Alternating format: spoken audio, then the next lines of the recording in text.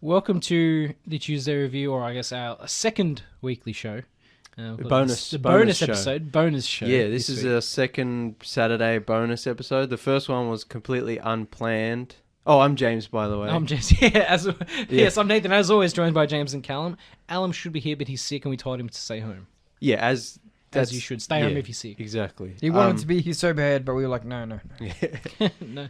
He's probably not sick at all. He's just like, I can't be bothered getting No, up. I believe he's sick. All right, Yeah. he got me sick. He's been sick. He's been sick for 2 months straight. Yeah. But anyway, yeah, this is our second Saturday bonus episode. Our first one was like completely unplanned, and we were like, hey, maybe we should just do this every week if we can, every 2 weeks, once a month, just whenever we can, when we're not sick. Come in and do a bonus ep. And it's good. Originally, it was like, it's like a little collaboration kind of thing with Sunrise Arcade, whose kind of slot we're taking. Yeah, but Alum's not here, so video game show. technically it's a Tuesday review. Well, now it is, yeah. Yeah. We thought we'll take advantage of this extra time slot that Alum's not using anymore, and yeah, if we talk about maybe with a focus on video games, or just because it's a bonus episode, we'll just talk about stuff that's happening in the world or in our lives, or politics or UFOs or fast stuff food. that interests us. Yeah. Just stuff that stuff that's supposed to be going on. That we wouldn't minds. usually talk about on the Tuesday normal review episodes. You said fast food. Interesting you mentioned that. Did you try the curry sauce that McDonald's had? No, I didn't even know it was a thing until I think last week, and you told me, or someone told me. A few weekends ago now, when we went out with Alan once, and he's like, I want to try this new curry sauce that McDonald's has got going for their nuggies. I'm like, that's weird, okay. And it was fairly authentic. It was weird. But did it taste good with the nuggets?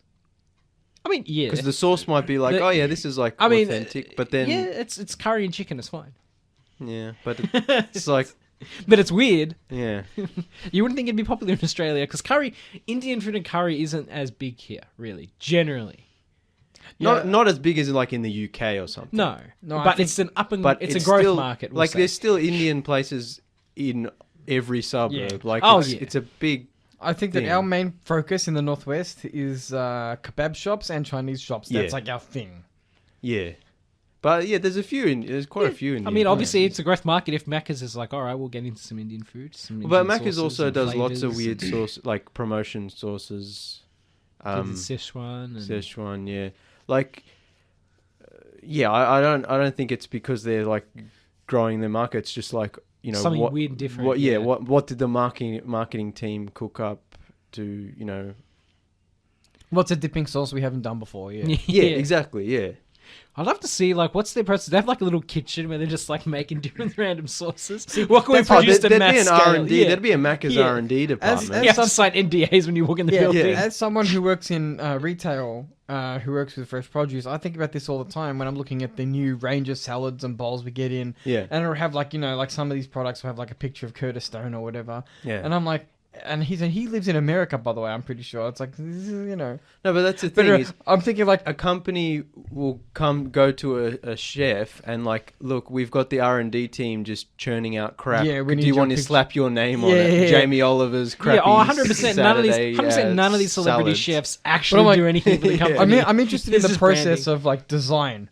For like a retail company or a fast food company, I'm like, do you think that like the salad bowls, for example, when they come up with a new salad bowl, is it like a chef has an idea and he makes it and he's like, now find a way to fast track this process, mass produce it? Call me a pessimist. Right? I'm just interested in how does that work? How does it go from some dude in an office block's imagination to the shelves? There's no imagination involved. Call me a pessimist. Right, it's data collation. Collection. Yeah, they're like, what are people interested in? You've got you've got different crowds here. You've got like your time savers. You've got like all these kind of different demographics of people, and they aim products at them. So, for instance, you've got like your fit people. They want kale. They want the super greens. They want all this kind of stuff. They would design a bowl based exclusively on what they're buying in like a quick kind of packet, and you would get the similar one for people who want to save money, and there'd be like an essentials bowl. So you think there's like no cooks involved in the process? No, I wouldn't say there's no cooks involved. Obviously, there would be a cook involved in like what I'm interested in is the trying and failing process. Like, I think is there like a guy in a Coles kitchen somewhere doing stuff? No, there would be a dedicated R&D kitchen and research facility. I'm not sure out in a factory somewhere. And they'd have chefs come in and consult and say, what can we do here? But also I feel like they will be told what to. Yeah, they have to keep in mind what they can mass produce and freeze and keep in a little sealed pack. What ingredients are the cheapest? Yeah, I also think they'd be given goals. I don't think it's kind of like getting a chef in and being like, "What can you do for us?" Because honestly, it'd be like, "We want this for the fit people, this for like the families that don't have time to cook or whatever." Yeah, if a world famous chef came in and said, "Oh, here's this beautiful thing that I make and it's easy to make and whatever," but then freeze drying that, putting it in a little Ziploc bag to sell at the supermarket, it's going to be a very different thing. Yeah. So it's just like it doesn't really. Yeah. Having said that, though, the bakery and patisserie probably has more of what you're envisioning going on than the produce department. Well, I mean, we do have. I mean, not at my store, but I know that the supermarket that I work for, we do employ bakers, not to the same extent. Like we have. I'm talking about design. The fresh cakes you get in the fridge, already prepackaged. Like you get the big old cakes in the fridge. Yeah, they're like triple chocolate goulard or whatever, like kind of cakes you got going on. They probably have more of what you're reminding, getting a chef into being like, make us a decadent cake. Oh yeah, and then like, but I mean, but it's also a factory line of the same cake. Make us something real good that we can mass produce. We have like all kinds of ingredients to supercharge the bread, and like it's like cheating baking. It's like baking. That's for stuff made in the store. We're talking like the design phase. Yeah. Anyway. This is what the Saturday review is all about, everybody. This is what I want the show to be. This is why I had a mental breakdown during our Nope episode, because I was just like, what is this show? I don't even like reviewing movies anymore. I like seeing movies, I like talking about them with my friends, but reviewing them on the show is boring. But then we talked about UFOs. It was the most fun I ever had. Now we're talking about whatever we're talking about, and it's like more fun. Well, see, that's interesting because we don't really talk about. I mean, we consume a lot of product, but we don't really talk about behind the scenes process about where our food comes from. Do you remember a while ago, Gordon Ramsay got in trouble because he was looking at a lamb and he rubbed his hands and he was like, "Yummy, yummy." Oh, the live lamb. And people like, how disgusting. But Gordon Ramsay's one of those edgelords who's like, "I'm anti-vegan. I eat meat. Vegans should all shut up." Like, he's one of those guys. But I do think there is a small point to the idea that we just consume our food without understanding the process of how it gets to our table. I think people getting upset at Gordon Ramsay are being hypocrites. Oh, definitely. The man makes no apologies. If you like, no, as you said, like if you don't watch him, if you don't want to be offended, if you're offended by that type of thing. We've all eaten our fair share of lamb kebabs. Am I right? Yeah. Like this issue. Where do you think it comes from? It's the sky. Do you guys remember ages and ages ago when we reviewed Okja? Yeah. And that whole movie was about like just be mindful where your food comes. You can, you don't have to be vegan or vegetarian, but be mindful that there are animals suffering. That's right. Because for your food, and how you get your food, like because you don't think about it. Yeah, so people have no idea about, I mean, specifically, my industry, if you will, is fresh produce, but people have no idea about fresh food, and, obviously we know it comes from a farm, but a lot of people don't really know what that looks like.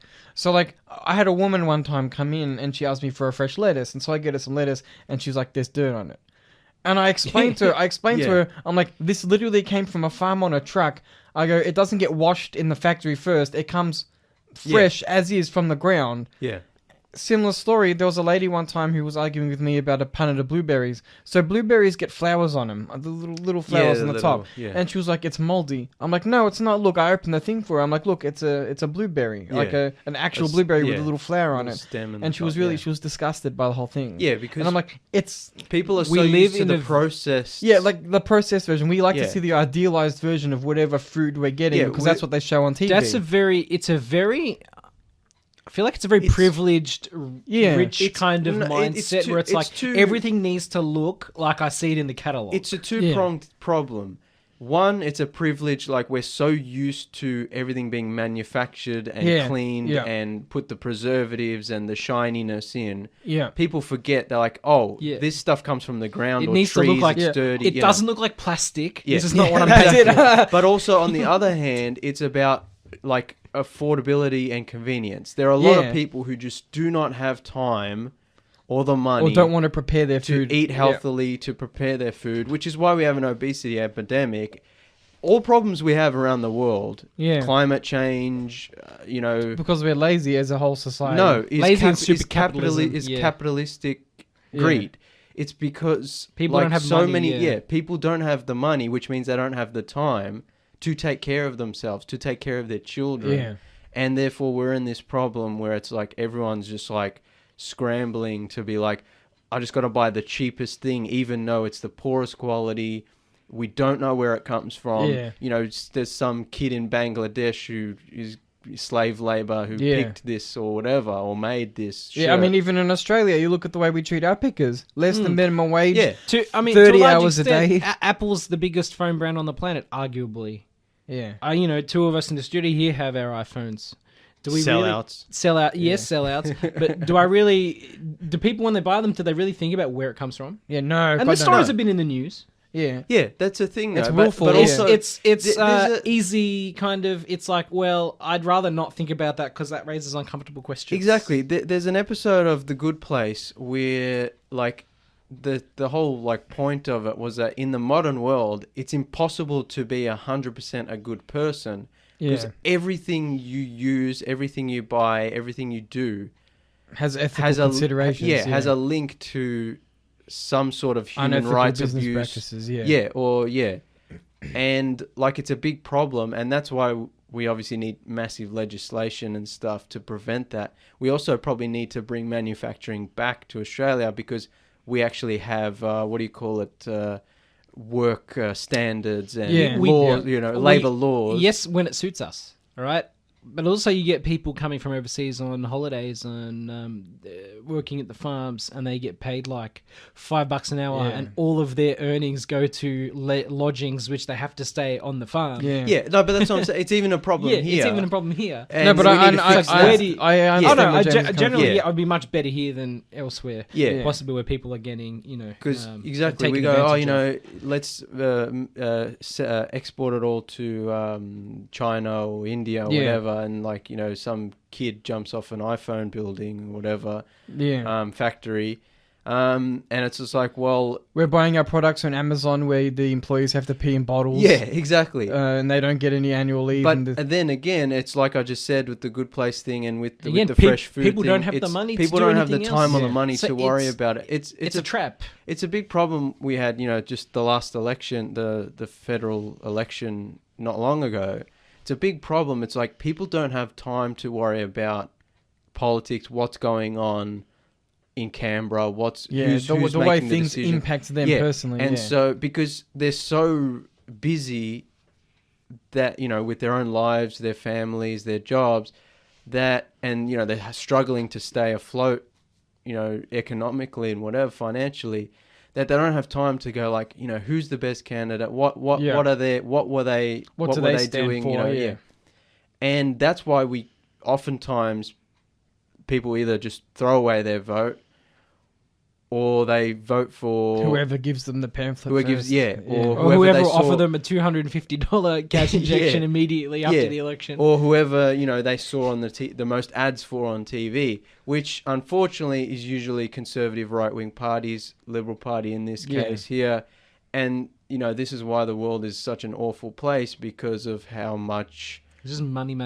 Also, Exactly. it's- And- especially during election time, and I mean even outside of election time, in Australia we traditionally have a right-wing media here anyway. Yeah. Due to the uncomfortable fact that we are the birthplace of Murdoch. Yeah. And I mean that is in the brand. Like he, you know what I mean. Like that cancer actually came from Australia and spread elsewhere, so we know what it's like. But it's relentless. The messaging is relentless. You know? Even now that we're after the election, we still have. We've got the state election coming up now. Yeah. But it's like we still have, Matthew Guy talking about the projects that are all bad we have, like, nobody in Australian politics can do anything correctly. So it's like, even though we have Albanese doing his best, there's that constant messaging, he sucks.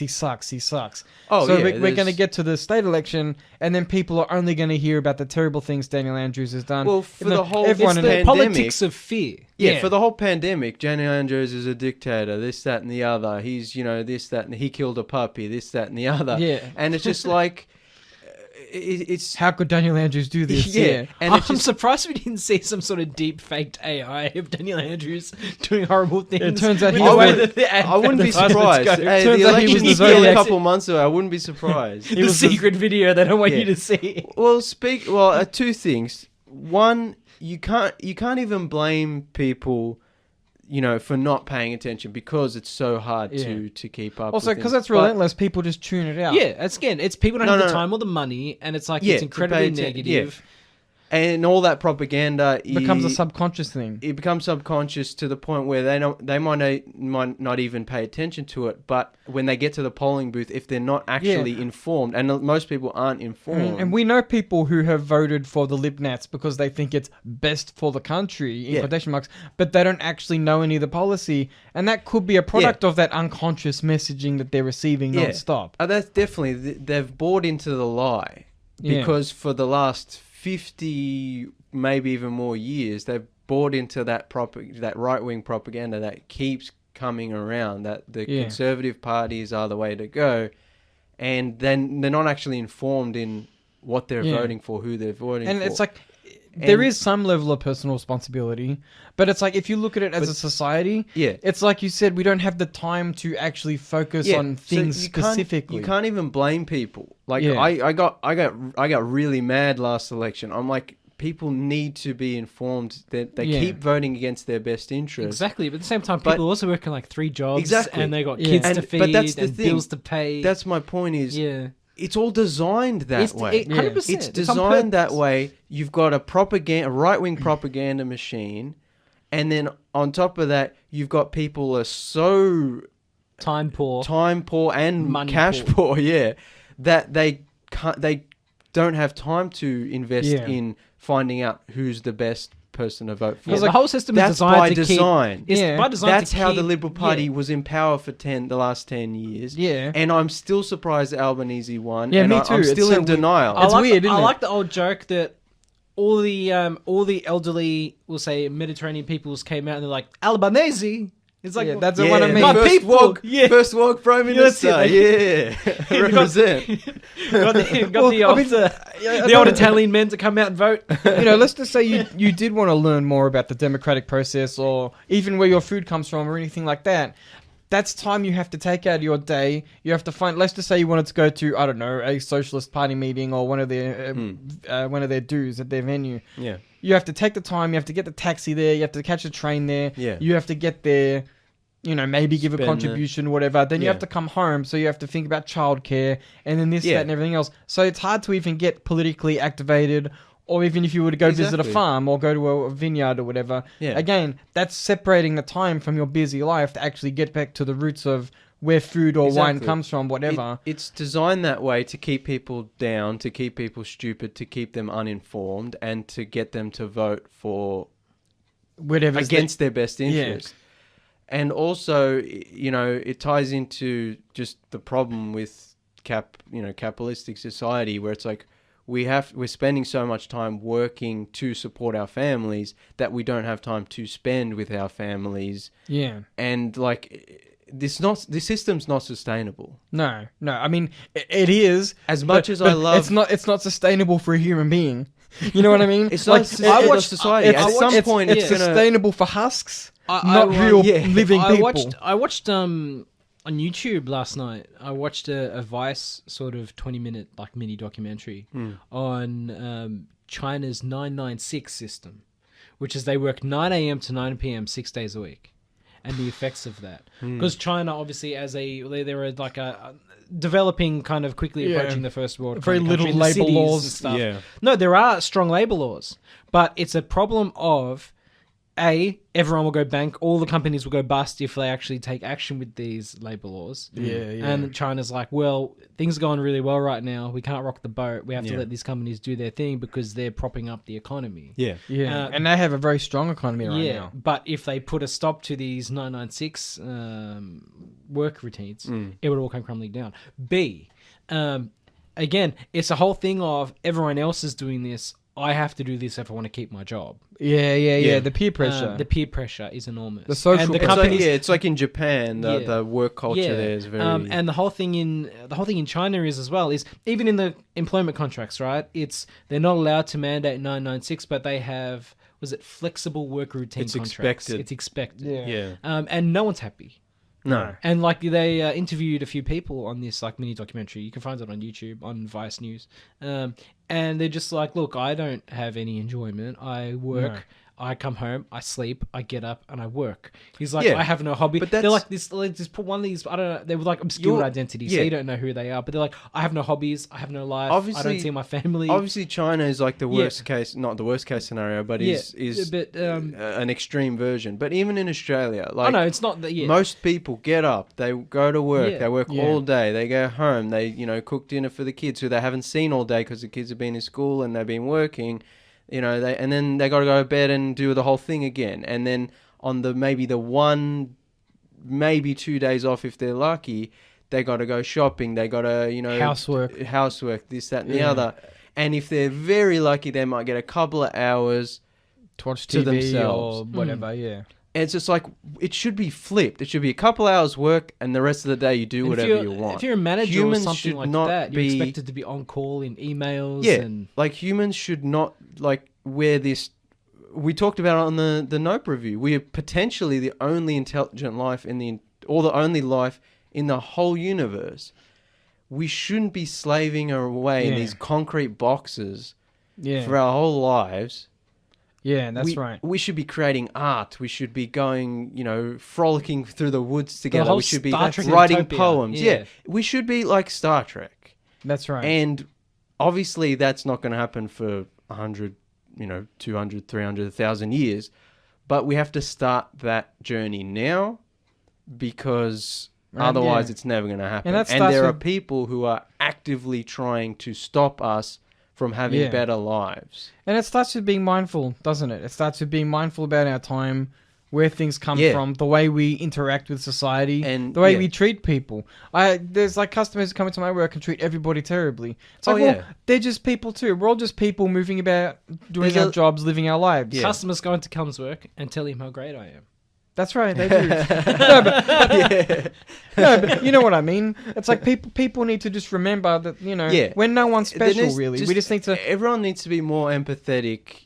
Yeah, especially in politics. Because exactly. Because politics, it's the machine of who we're gonna cancel this freeway and we're gonna reroute the money. It's just like you're talking like a robot.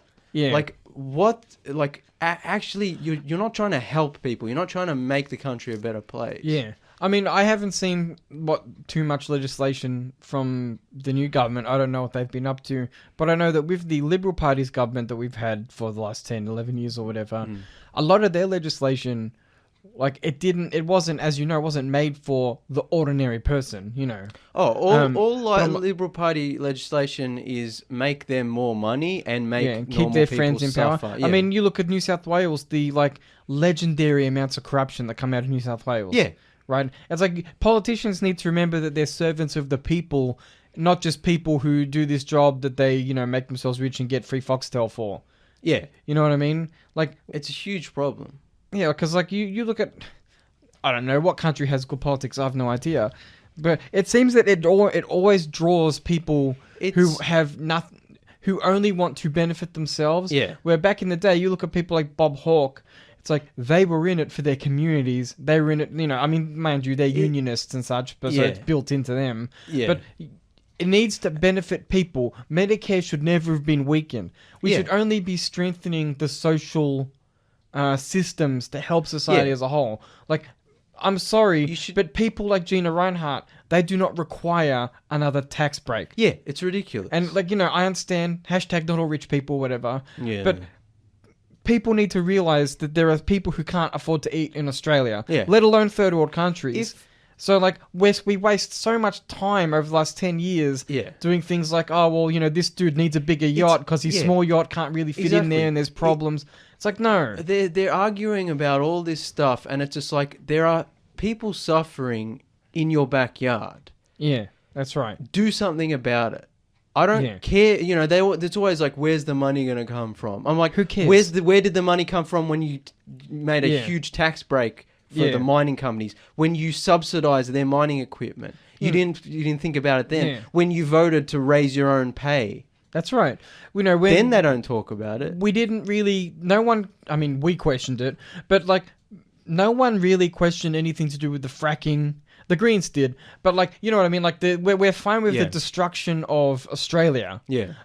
But we're too scared to implement mental health resources again because that all got gutted. We're too scared to put dental on Medicare. You know, that frightens us as a society. The idea that our teeth are something that needs to be cared for. Because people have bought into the right-wing propaganda of like, this will make you poor. If we just give you stuff, this will make you poor. You won't be rich like us one day. And it's just like, dude. It's like, we know, like, again, for the dental thing, people know they have to look after their teeth. Yeah. But I've seen people online rationalize it by saying if we give people free fillings and free cleans, they're just going to eat whatever they want and not care about their teeth. Well, it's like, no, they say that teeth are a primary health indicator. If something goes wrong with your teeth, it can cause all kinds of health problems to the body. It can mess you up. Yeah, so it's like, you know, under Medicare, things like, you know, we can get things like jabs or whatever for reduced cost. We can get checkups, not for free. It gets charged bulks to the Medicare system. But things like teeth cleans, for example, which, I mean, they cost a lot. Dental costs a lot, but they don't cost a lot. Yeah, like a teeth clean is something simple that we can do to increase our chance of not needing work down the line. And that's still not included. And increase the health of the person, and in the future, meaning there'll be less of a cost on the Medicare system in the future. Like, it all makes sense, but these fucking right-wing psychos just have no empathy. Yeah, because to them it's nothing, right? If you're like, and they all get dental, they don't have to worry. These people don't have to worry.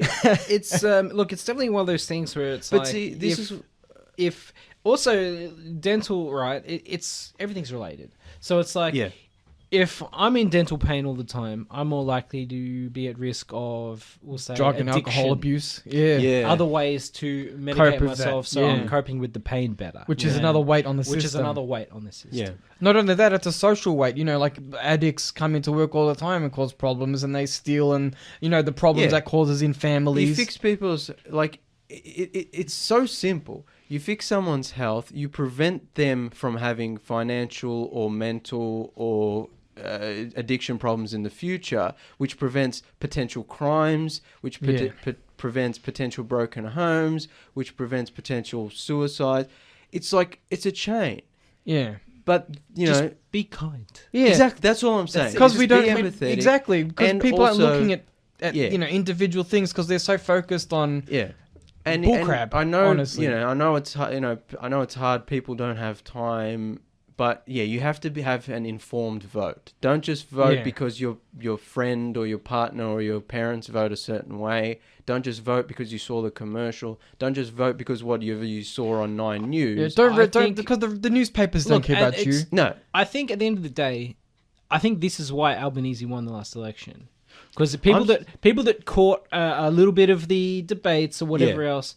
He operated more on a platform of kindness than he did, say his opposition. When he won, someone tweeted, like, it's good to finally have a prime minister again who's a real human being. Yeah. Exactly. Like, whether you like Albanese or not, like, he just seems like a guy. Yeah. Whereas, he's a normal person. Yeah, like, he's not a banker. Scott Morrison, like, the last he's not from the party where people have to practice smiling in the mirror. Yeah, exactly. The last few Liberal leaders, like, empathy coach or whatever they had, you know, like, these people He doesn't need his wife to tell him that, is that bad, is that good, I don't know. Yeah, he doesn't have to blame his problems on his wife. Yeah. Like, these people aren't human. They're like, you know, greedy corporate drones. That's right. And it's a big problem. And I'm still surprised Albanese won. And I'm hoping, I'm a pessimist, I think he'll lose next election and we'll just go straight back to the 10 years of Liberal Party awfulness, and climate change will destroy the earth and we'll all be dead in 10 years. But I'm hoping that this win means that in future people will stop just randomly voting. We'll see. Like, hopefully, we're still early. We'll see. Obviously, there's a lot of repair to do. Yeah. That's the thing. He has to undo 10 years of damage. Like, it's insane. Before we go, learn where your blueberries come from, please. That's it. You would think people would be happy to see that they're real. You know, at the end of the day, it's like, oh, my tomato looks a little weird. Looks unique. About it. People are used to the plastic. No, don't get used to the plastic. You think you'd feel better about your produce if it has if you know what I mean? If it looks real. Yeah. Look, we'll be right back after this quick ad break. You're back on the Tuesday Review Saturday edition. Or the Saturday Review. Yeah. So we just had obviously a spicy first half of the show. This was Saturday's bonus episodes before. About where, being mindful about where your food comes from and your politics and how everything really is related. Yeah, exactly. It's all a microcosm of us not having enough time in our lives to pay attention. A half an hour rant just ends with a simple message, really. Just be kind to each other. You know what I mean? Didn't even talk about the fact that Scott Morrison was secretly undermining our democracy. That's a whole other deal. Which we won't get into. That'll take us hours. Yeah. But yeah, we just have to be very careful because people look at America and go, haha, they're so screwed, they're so dumb. And I go, give us 5 years, we'll be there. Yeah, so it can happen in the blink of an eye. Yeah, you got to be careful when you got people like Scott Morrison doing whatever the hell they want. When the Liberal Party can just change the law so that they can get away with murder, then, we won't be laughing at the US anymore. We will be the US. Yeah, exactly. And that doesn't mean we'll get the streaming services either. Yeah, and we won't be the US. Not in the good way, the fun pop culture way. It'll be the US in the scary dystopian way, the shooty way. Look, I do want to change the topic to something a little bit more positive. Have you heard of the Embracer Group? You told me about it, but I've forgotten. People get a little bit wary of the Embracer Group because they're like, what's the word for it, Callum? They're a big conglomerate basically. I guess they have more in common with an investment company than they do like a publishing studio. Okay. But they're basically, I think they're Norwegian or they're one of the Nordic countries origin. I'll look it up now. But basically they have more in common with, I guess, like an investment firm, a Wall Street company. They gobble up other companies. Yeah. And they've been gobbling up video game companies and stuff like that, pop culture companies. Okay. They're Swedish. And people are a bit wary of them because, you don't want investment companies owning video games or whatever else. And the video game industry is in a bit of a tough spot. You've got Sony buying all these companies. You've got Microsoft buying Activision Blizzard. All these companies, for whatever reason, they're not as profitable, or they are as profitable, but the way companies work, I don't know. They're all in trouble, right? Yeah. I think it's because, when we were kids, a video game would get released and Crash Bandicoot, and then it would sell millions of copies, and then the developers would be really rich. Even back in the Atari days, people would sell a video game and they might even get more of a cut than they do now. Yeah. And it would make people rich. But these days, it's a lot harder to get rich off of video games, especially if you're a smaller studio, because the shareholders, the outlets that you release it on, they all take hefty slices of that pie. That's also true. So things like Steam, for example, you only get they take 30%. Yeah, they take a lot of percent. Sony takes percentage even off microtransactions. If you have a game with a shop, everybody takes a slice. So publisher, platform, it comes from everywhere. So it's a lot harder to make money. So a lot of companies are worried about can we afford to keep doing business?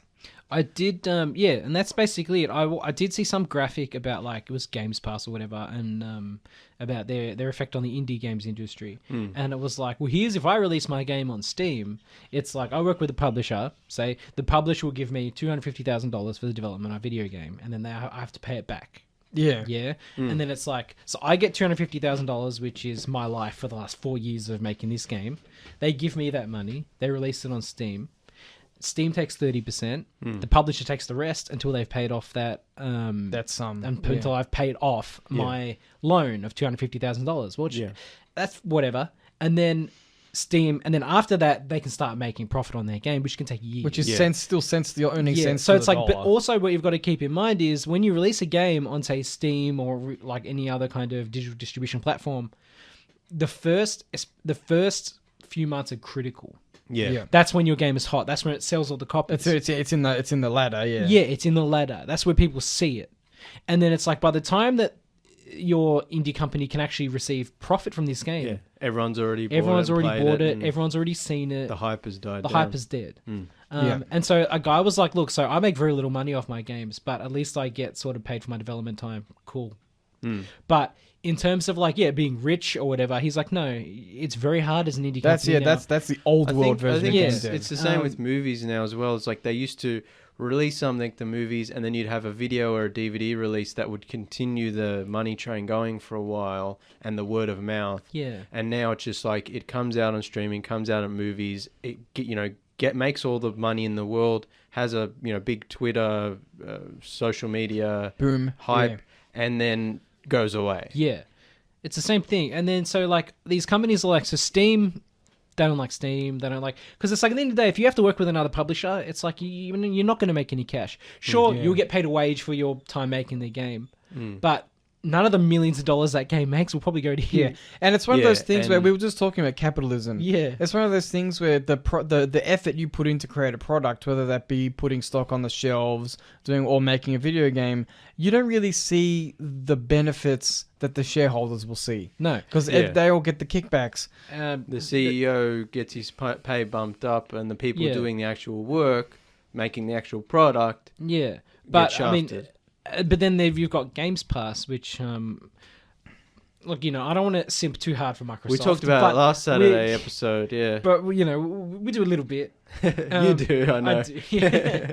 Anyway, Microsoft has been known recently to reach out to the developers themselves, and they basically don't work with the publisher, and so people have had a lot of a better time with Games Pass and stuff like that. They could have cut out the middleman. Yeah. And, they'll go, I'll give you money up front for access to this game when it's done. And then people have generally been very happy. And often it's quite a lot of money. But it's quite a lot of money. But anyway, so Embracer comes in, and you've got some of these companies like Square Enix sold a lot of their development studios because they're not profitable anymore. Aren't they investing in NFTs or something stupid like that? Yeah, Square's gone off the rails. We don't talk about that. Anyway, so like Eidos, for instance, got bought by Embracer Group. Yeah. They make the Deus Ex games. They make Tomb Raider. They do all kinds of stuff. Good stuff. The Lord's work. And now recently Limited Run Games, which is a company where if I go on their website, I can buy a physical version of a digital only game. Yeah. Really? Yeah. Is that a legal thing? Yeah. They buy the rights, or they somehow acquire limited print run rights to digital games. They work with publishers. Oh, and they port their games to cartridges. What are they called? Things. Limited run. Limited run games. They do limited runs of games. Yeah, look that up. So like a great example of this is one of their new releases, which I was thinking about spending a lot of money on, was the Knights of the Old Republic 2 remaster. They were doing a limited run release of that physical with all kinds of memorabilia. So when they release a game, it's not just the game. Oh yeah, I'm sorry, James. I shouldn't have told you about that. that. No, I'm going to be spending a lot of money art now. cards, pins, booklets. Bro, I think they the card game you can play in the Knights of the Old Republic games. They released the card game that comes with it. So it's like they do. It's like a loving embrace of the original game. Yeah. I'm pretty sure they also just recently did a Doom 64 re-release on cartridge. Oh, wow. Cool. But anyway, so they release all some of these like digital only games. They give them like an actual physical release, which is really cool. Yeah. Because physical is always better than digital. As we wouldn't talk about on the Tuesday review probably in the past. Always buy your discs. Yeah. Yeah. Especially now, which we might get to later. Yeah, censorship is a big problem. Yeah. Anyway, so Embracer Group bought Limited Run Games. Everyone's like, oh no, and then. Limited run games is actually like, no, this is a great thing, because like people don't realize behind the scenes limited run games they wouldn't make that big of a profit, right? Because it's like they still have to probably purchase the rights to and then there's the production costs of manufacturing and everything else, and marketing, and times are tough. They say marketing is one of the most expensive things about game development, because oftentimes the reason indie studios go with publishers is because publishers do the marketing for them. Yeah. Because the kind of marketing that you need to make your game aware, to make people aware of your game, often is at least like $100,000, and most people don't have that money lying around, which is because you have to pay for marketing back apparently, which is why indie devs make next to no money, because you have like as Nathan was saying, like the down payment, but then depending on who you have publishing your game, you also have to pay a portion of the marketing back and blah blah blah. It's how movie studios can say, oh, our movie that made $1 billion didn't make a profit, because once you take into account all the Hollywood marketing accounting, anyway, so Limited Run Games is now owned by Embracer Group, which I think is good, because people don't realize Limited Run Games has an actual video game museum in like Sweden. That's like, awesome. They buy Embracer games. Group, you mean? Like Embracer Group. No, sorry, Embracer Group have an actual museum. Oh. And like people think, it's this, this sort of corporate like behemoth. Yeah. I'm like, well, yes, but also the people who seem to run the actual company are just video game nerds. Pop culture nerds. I haven't seen anything negative talked about. Like people who work for them, like all companies were owned by them, I guess. Yeah. I've never seen any negative feedback. No, I'm like, so far. So limited. Far. Yeah. The company has quietly owned like a video game museum. That's cool. Like that's cool. Anyway, no company's perfect. No company's perfect. But no one said anything negative about Embracer Group. I know it's scary being owned by like a corporate sort of overlord. It's interesting, yeah. But I think it's a good thing. And Eidos and all these sort of other companies that are owned by them have nothing but good things to say, and they want to make Deus Ex games again. Yeah, they're actually putting money into games, giving these studios money, which is good. So we'll see. Hopefully, we'll see some more things. In but the industry. we've talked about before. I'm sorry, Nathan. Go on. No, you go on. We've talked about the problem with art. I mean, off the air, we talk about it in terms of movies. We talk about the problem where art as a whole, including video games. Yeah.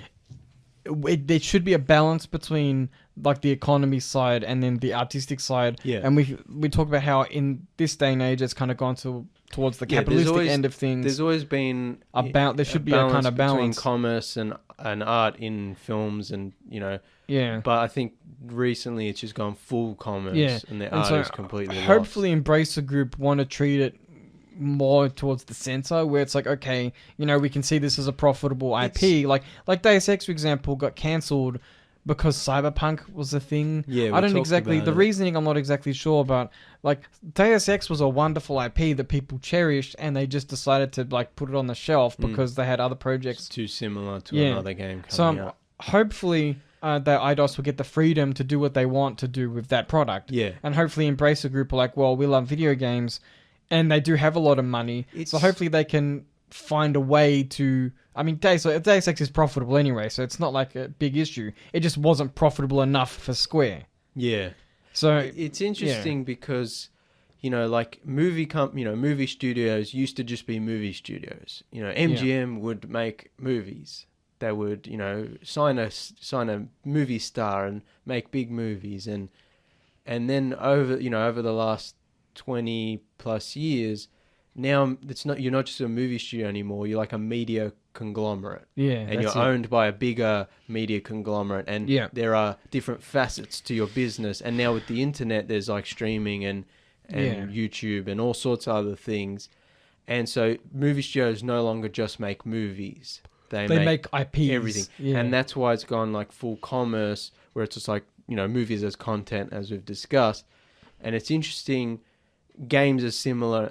Activision used to just make games, and now there's this big behemoth. You look at Call of Duty, right? Call of Duty is, I'm not going to say it's the Marvel of video games, but it kind of is, because it's like, when they release a Call of Duty game, it's not, here's the new Call of Duty game, it's, here's COD 2022, play this until 2023 comes out. Like you said, it's like that it's bite-sized the 2K, thing.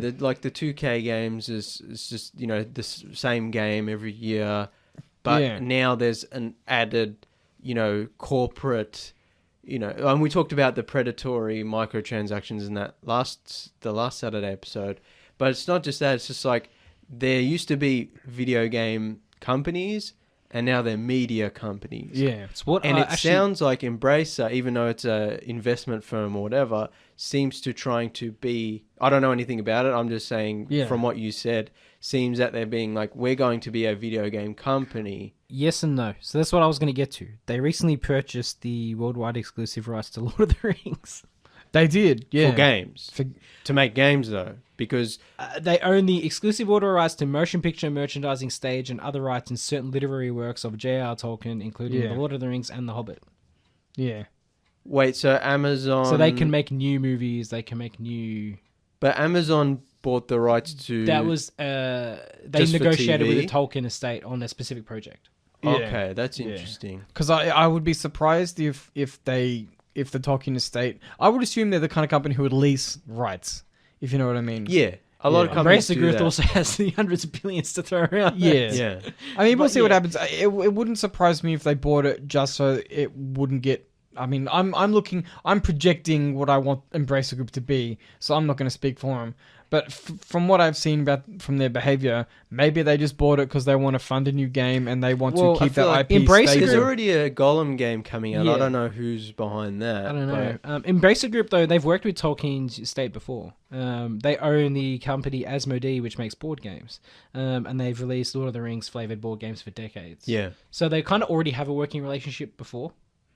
So they've yeah. I wouldn't be too concerned. They know what they're doing. Apparently they just let their companies get on with what they want to do. But yeah, like they have 120 game studios now that can, if they want, to make Lord of the Rings games. It's funny because people have been arguing back and forth lately about Microsoft's attempting to acquire Activision Blizzard, which means Call of Duty. And everyone ignores Embracer Group. Someone on Twitter yesterday was saying that everyone's so busy arguing about this console war-y stuff that they don't even care that Embracer Group is quietly becoming the largest, most dominant force in the industry, and everyone just shrugs their shoulders at it. Look, it's that or Tencent.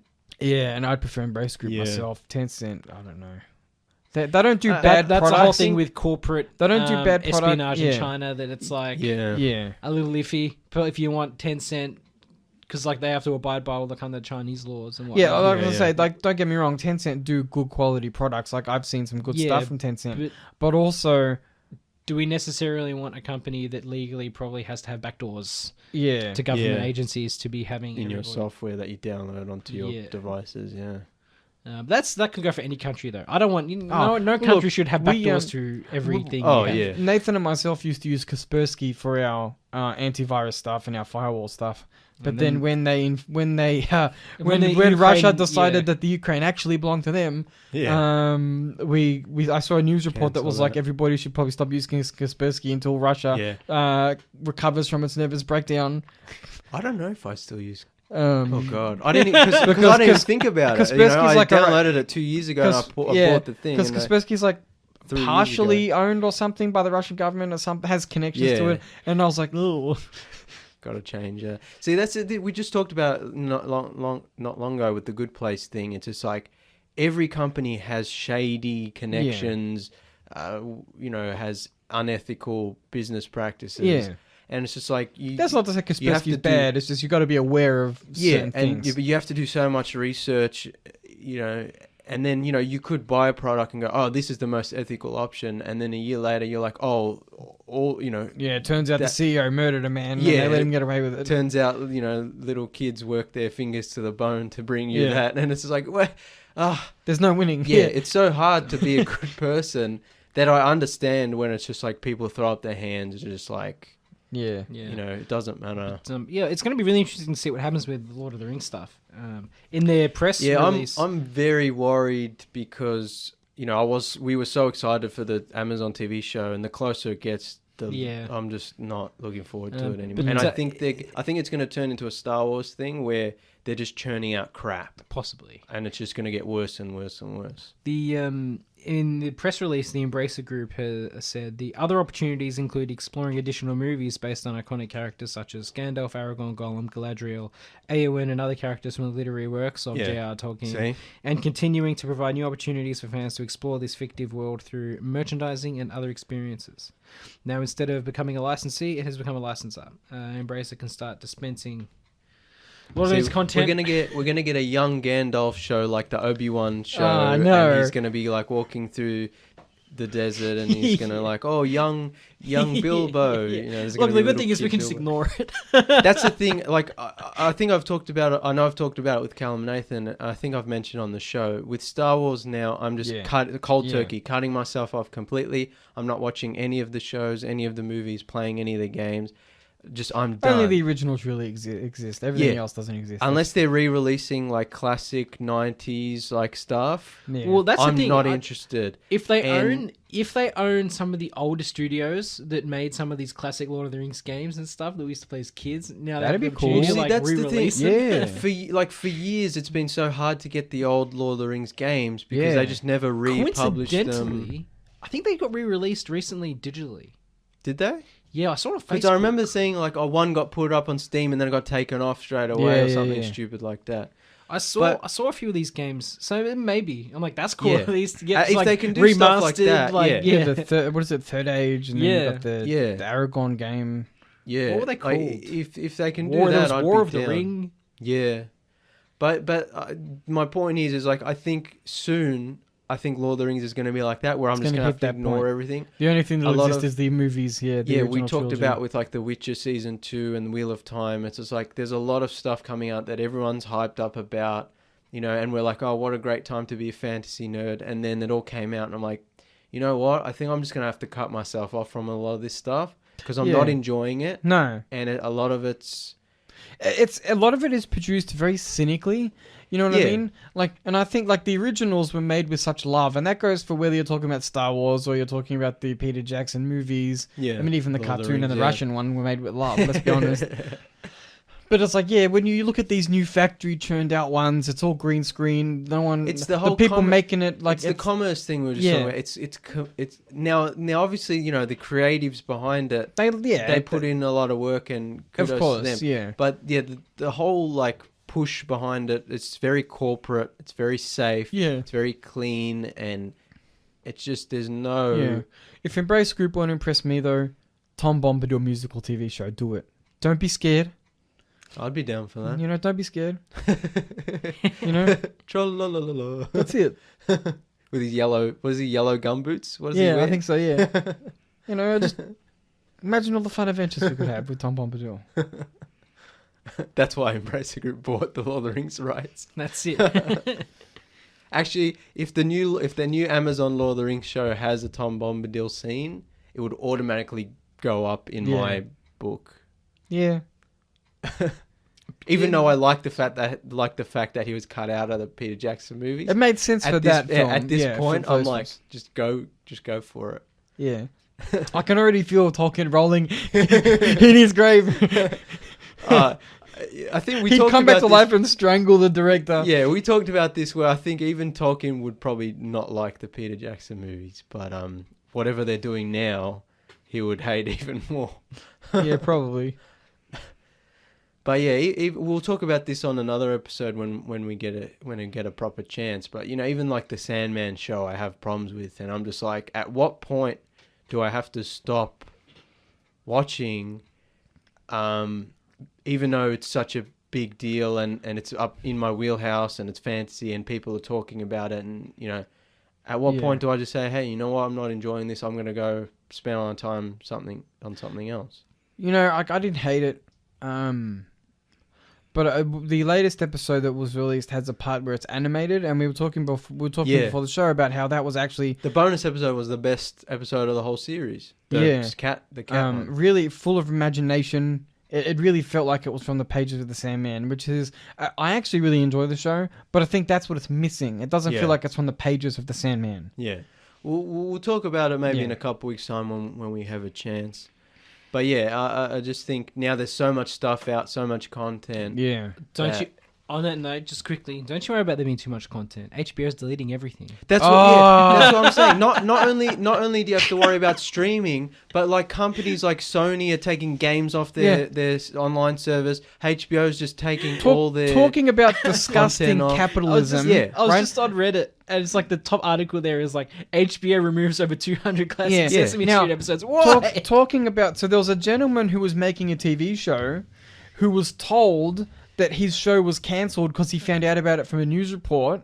And when asked about how are they going to view the next season, he's like, I don't know, let me know if you find out. Yeah. Because pirate it. Yeah, no. Literally, they have literally deleted some TV history that can never be restored. The new guy, the new HBO. He's all about Warner, reality TV. And stuff, he's like a scumbag, like reality TV.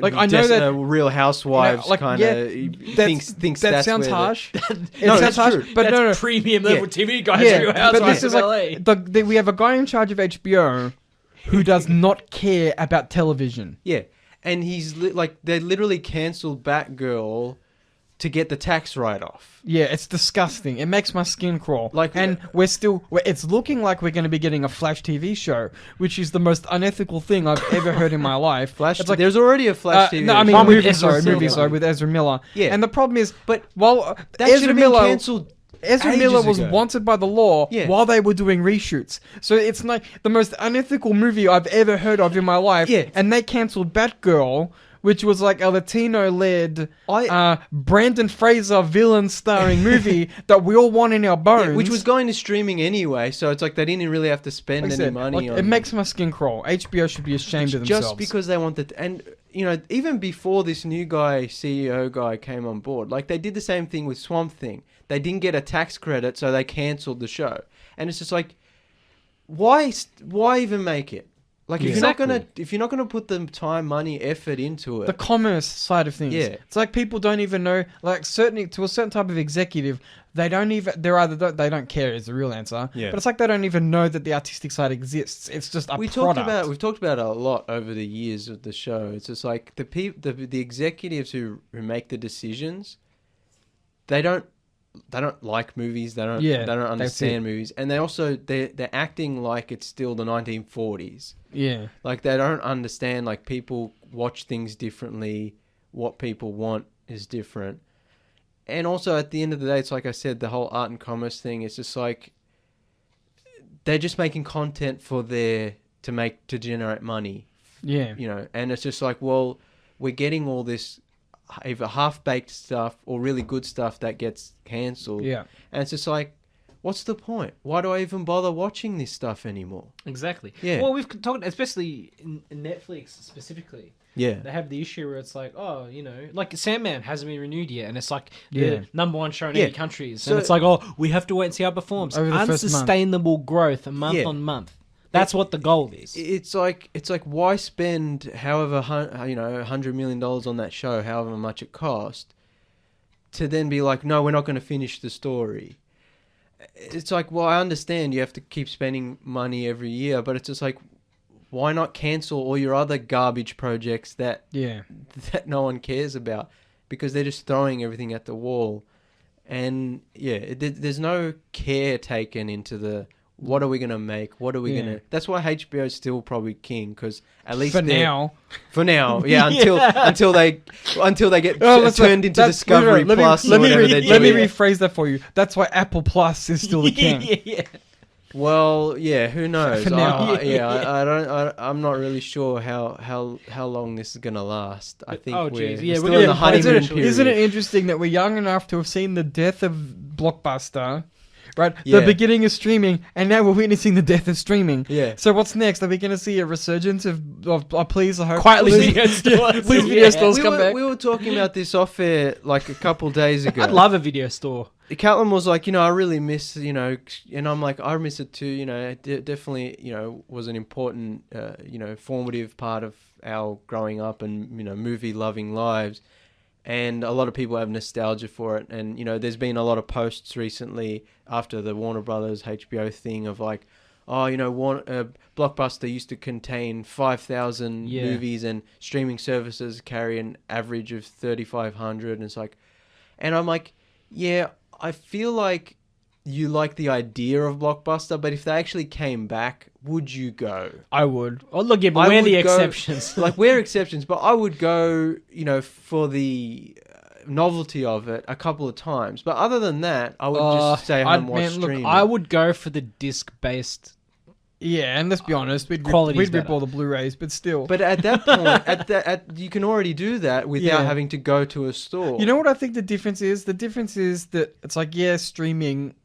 We've talked about it before. There's something about the selection process in brick and mortar stores was different. You'd get to see the spines. You'd get to see the art on the back. And I don't know. Could you request movies from other stores like a library? I don't think you could. I don't think so. But it's like, and there was like curators there who knew their stuff and they could help you, the clerks.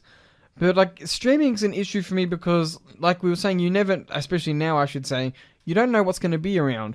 Even before, it's like movies would just leave the service. So when I wanted but also you might go to a rental store and they might not have the movie you want in, or someone might have the movie that they've already rented it. So it's not really. When I wanted to watch Requiem for a Dream for the first time, I got halfway through and then I had to go to work or something. Yeah. And then I didn't watch it for a few days. But when I came back, it had left the service. So that's a problem. When I finished it, it was when it was re-added to the service to Prime Video.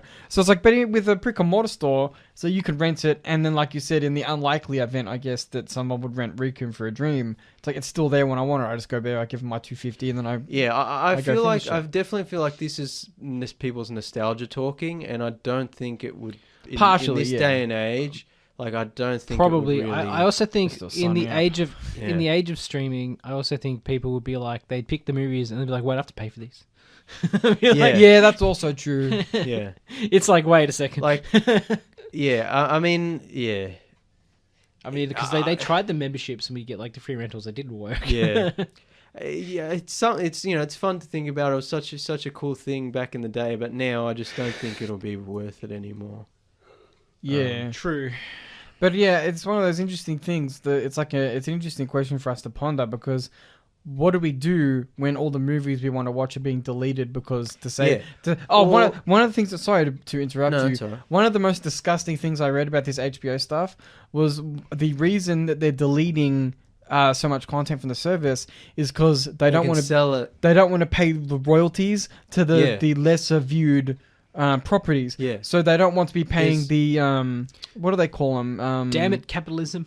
What do they call them? The checks that people get in the mail for when people watch residuals. Residuals. Streaming doesn't have residuals. Well, that's what they said. They said that they don't want to pay the residuals to the lesser performing content. So maybe HBO does pay residuals. Perhaps on some shows that were originally on TV, they have to. But I think it's also, I heard that they're removing specific content from specific regions so that they can then resell that content to other services or TV networks in those regions. Oof. There's no scenario in which the heads of HBO Max come out looking like good guys. No. It doesn't matter how you frame it.